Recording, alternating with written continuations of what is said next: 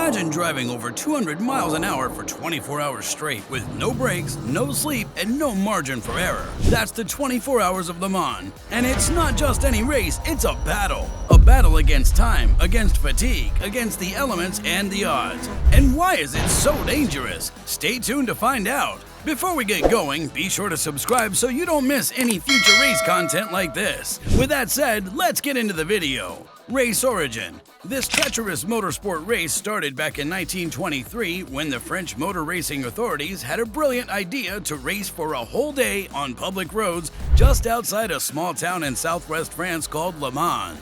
Race venue.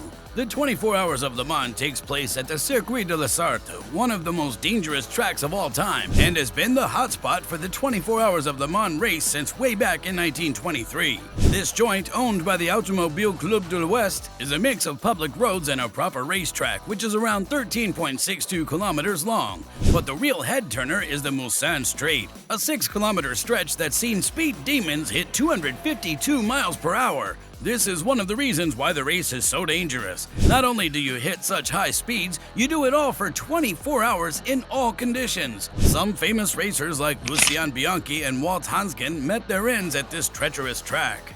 Race dynamics. Despite this, the race pulls in hundreds of thousands of people every year. At times, over 500,000 have made their way to the event. Over 50 cars of various shapes and sizes race around a 13.5-kilometer course, where the fastest one takes less than 5 minutes to complete a single lap. So it doesn't take long before the swift cars start lapping the slower ones, and the whole racing order becomes a giant puzzle without the help of the electronic scoreboard over the pits. Technical challenges. One split second of distraction can send a driver crashing into a wall. A tiny little part can give out, causing chaos on the track.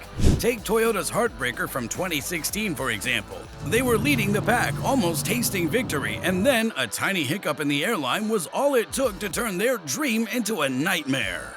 Strategic challenges. It's clear that it's not all smooth sailing, and due to strict fuel and oil usage rules, many drivers have underestimated, leaving them stranded with no choice but to trek back to the pits. Driver endurance. Moreover, each driver spends around 8 to 9 hours behind the wheel, maneuvering through crazy G-forces and trying to stay sharp for the whole ride. According to a rule, each team has to switch 3 drivers, making sure no one's hogging the wheel for more than 14 hours. That's why every detail, from the tires to the driver's hydration and even his urine color, must be spot on. Weather and interruptions. Due to driver changes throughout the race, each driver has to be ready for whatever condition the track is in when he goes out. Whether it's raining, dark, sunny, or anything in between, each driver has to be skilled for the various conditions Le Mans has to offer. Even for the crew, those people work around the clock, from setting up to tearing down for 40 hours straight. Safety evolution. With such a mix of cars and drivers out there, you bet there are going to be some crashes. Toward the end of the grueling 24 hours, it's a car graveyard out there on the course with broken pieces strewn.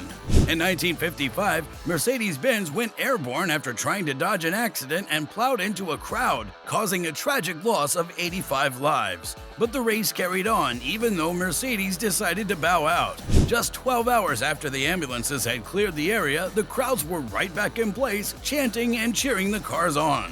After that bone-chilling incident, safety rules spent £30,000 on improvements. Now, an escape track and a hefty earth wall are standing between the spectators and the high-speed action. Endurance as a testing ground. But they say Le Mans is the race of all races, and it's no surprise because it's more than just about crossing that finish line.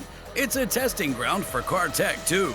Some of the wildest ideas in car engineering, like those game-changing disc brakes, have been put through their paces there before hitting the mass market.